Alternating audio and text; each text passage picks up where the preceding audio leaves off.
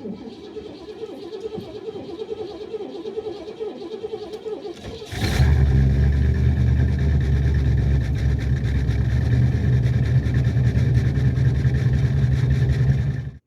here with Shadetree America.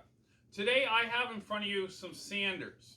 Now why I have them is because we're talking about dust collection. Do some DIY dust collection at home. Sometimes you may not have a wet dry vac around, or you just don't have the money for one. Well, if that's the case, there's a simple solution, and that's this: a household vacuum cleaner. The reason why I say that is, this vacuum cleaner, I paid nothing for it. I found it along the road for free. The belt was burnt up. These vacuum cleaners will run if the belts are burned up. You don't have to worry about it. They still will stock. You just can't use the beater bar. Why I bring that up is these nozzles, most of these nozzles will fit onto vacuum systems just like that. Quick and simple setup for dust collection. You don't have to worry about it.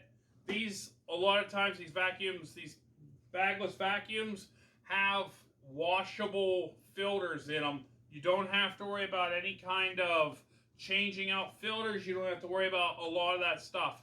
And I paid nothing for it. I have nothing invested in it. And if I wanted to put a belt on it, $3, $4, I have 2 belts. So it's just something simple. Some people have the bags still, which I do have the bags for every one of them. I just didn't bring them all out. But you do have to worry about one thing: is not all the ends will fit. You may have to adapt and in some way make an adapter, which is not a big problem. Or you also have this kind here with this quarter sheet sander where it's like an oblong.